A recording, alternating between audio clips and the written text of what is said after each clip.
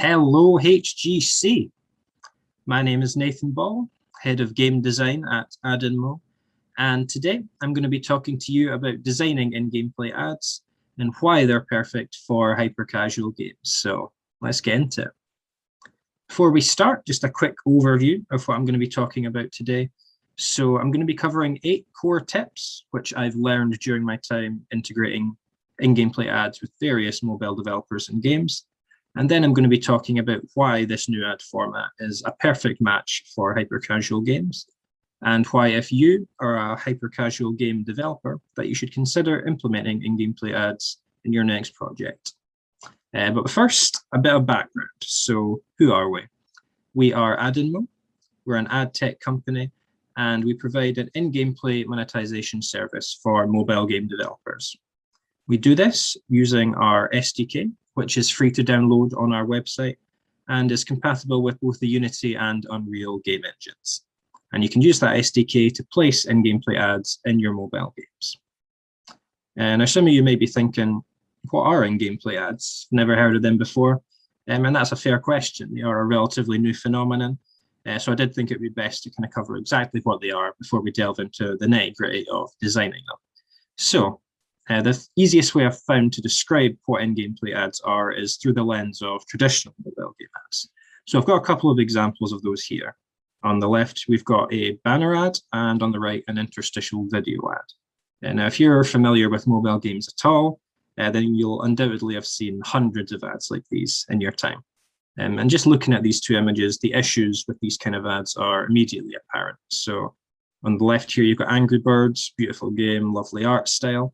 And then you've got this big rectangular ad just imposed on the top of it. The art style of the ad and the game don't match. It's covering up part of the screen. It's creating a visual disruption that ultimately makes the player's experience a little bit less cohesive and a little bit less good overall. And the interstitial videos are a similar thing, but even worse. So you can't even tell what game this person was playing originally because it's been totally replaced with the interstitial video.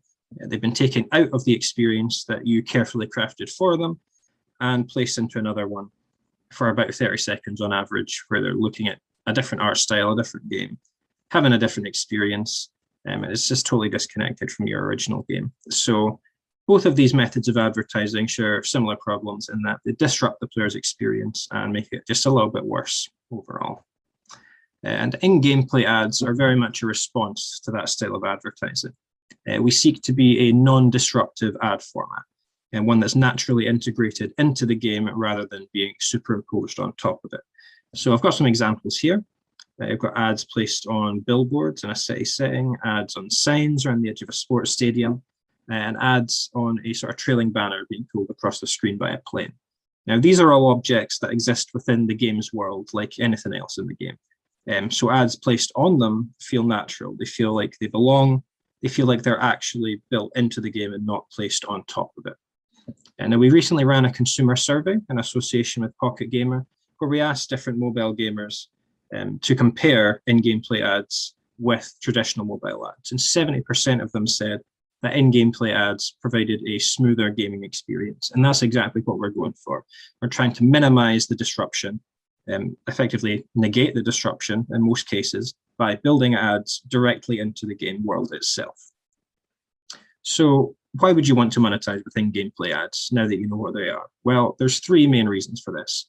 First of all, they're non-disruptive. So with traditional ads, especially banner ads, there's an element of click-through to generate the maximum amount of revenue. And obviously with interstitial videos, you're being taken from the game to the video, back to the game. You're being pulled out of the experience in both of those cases. And that's not the case with in-game play ads. They're click-free. They don't take the player to any other web pages or games. If in-game play ads are on screen, the player is still playing the game at all times. That's one of our key points. Secondly, they help you maintain immersion. So with traditional ads, you're compromising on art style quite a bit by having superimposed rectangles or superimposed videos even appearing at various points in your game. Whereas with in-game play ads, the ads that you're placing are just part of your game's world. So the immersion compromise is much less, and in most cases, non-existent. Your game will be just as immersive as it would have been without the ads, and they will just seamlessly exist in your game's world. And finally, they just add new revenue opportunities that didn't exist before. So with traditional ads, there are limits. You can place them at the top of the screen during gameplay. You can place videos in between levels. But there's a lot of space outside of that that you can't make use of with traditional ads, but you can within gameplay ads.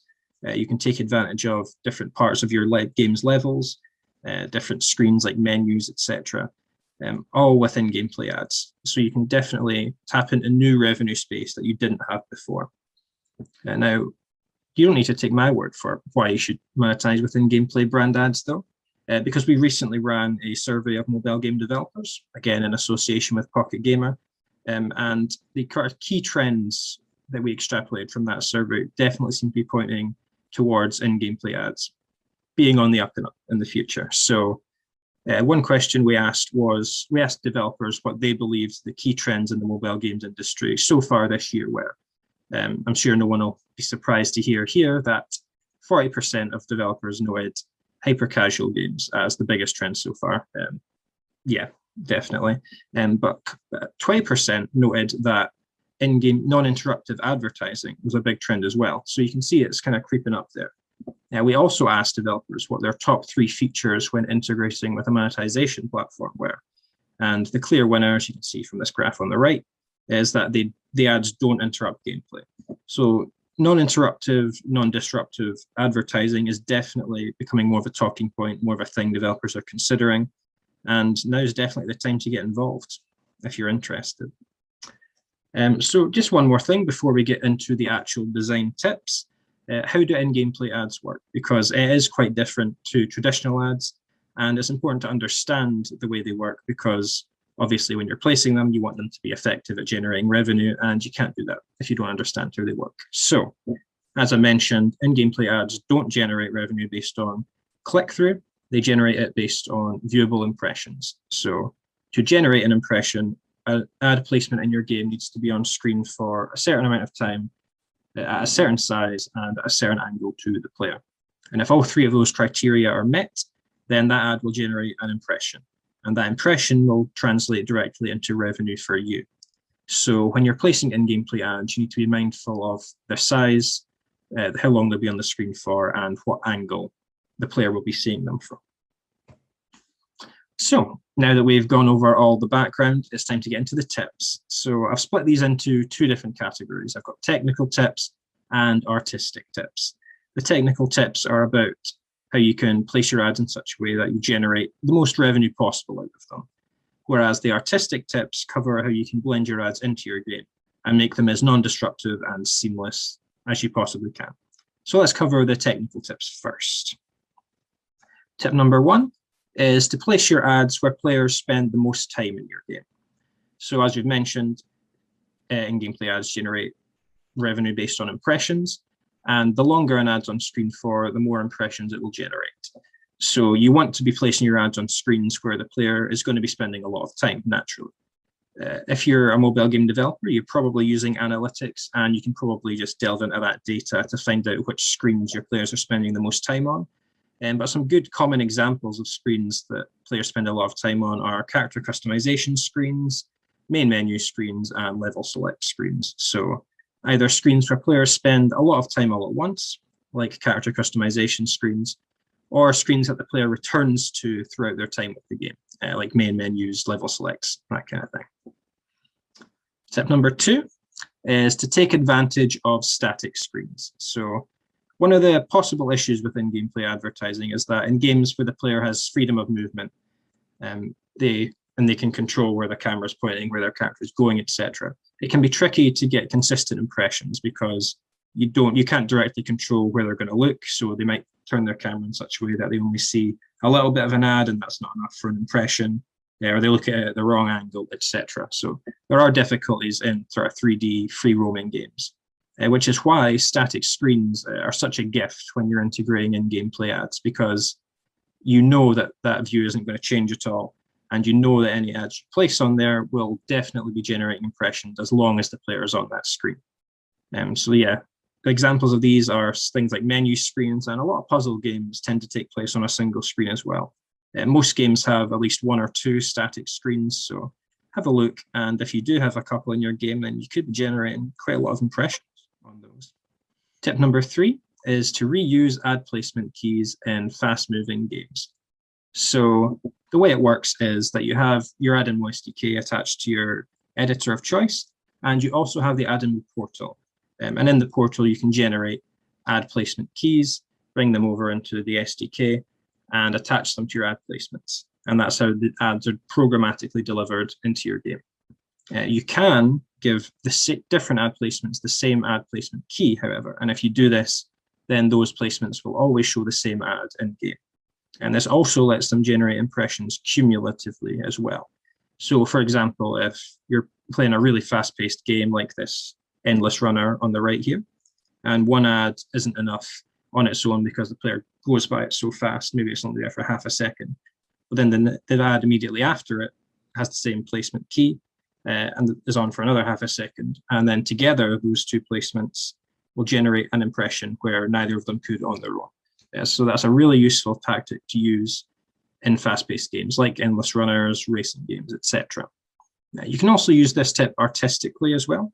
If you're looking to just have a consistent visual style in your game and you want all the ads to show the same thing, then you can ensure that this happens using the same placement key for all your placements. Tip number 4, our last technical tip, is to think about the player's path through your game.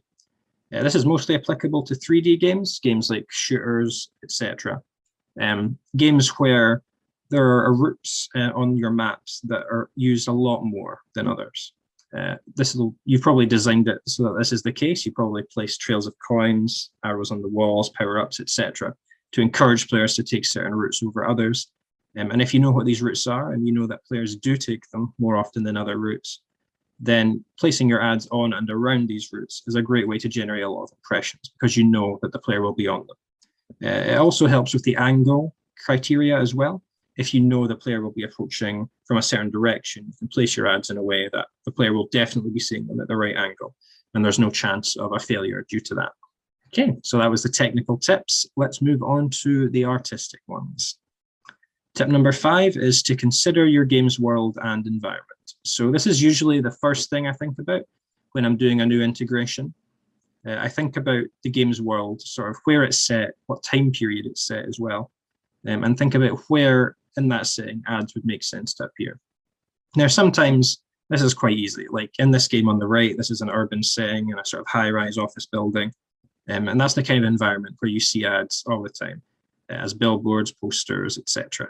And there's no shortage of places to put ads in an environment like that. But some game worlds don't lend themselves quite so naturally. So for example, if your game was a medieval fantasy RPG, for example, there's not really ads in settings like that, but you can place them anyway if you kind of allow your players to suspend their disbelief a bit. So for example, you could place ads on wooden signs, barrels, crates, objects which make sense to be branded, and the player will probably overlook them just because of the suspension of disbelief and the fact that ads could reasonably exist on objects like that, regardless of the setting. So yeah, definitely take the time to thoroughly consider your game's world before you start an integration, because it is all about the ads making sense after all. If they don't make sense, then they're creating the kind of disruption that you're seeking to avoid by using gameplay ads.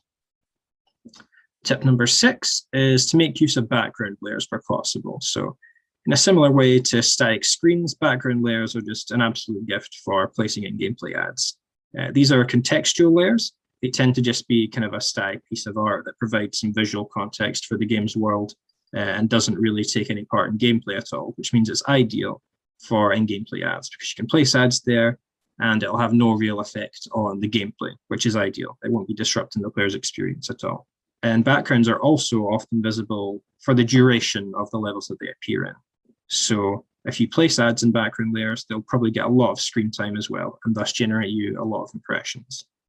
Tip number 7 is to add new game objects to support your ads. So this is something I find myself recommending to developers a lot. And I think it is the direction that in-gameplay advertising will take in the future once more people start adopting it and refining it, etc.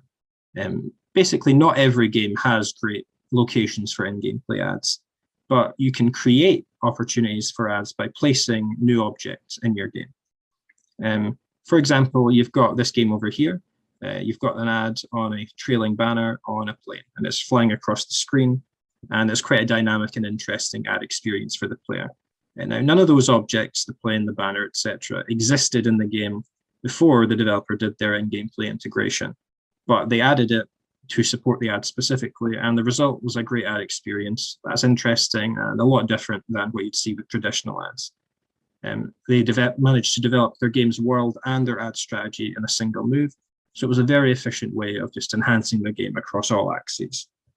It is easiest to implement this approach early in development, when you can kind of plan your game around like which objects you're going to place to support your ads. But it is very much doable post-development as well. This example here was done post-development and it looks great. So yeah, whatever stage you're at, think about adding new objects to your game. And finally, tip number 8 is to use visual effects to blend your ads into your game.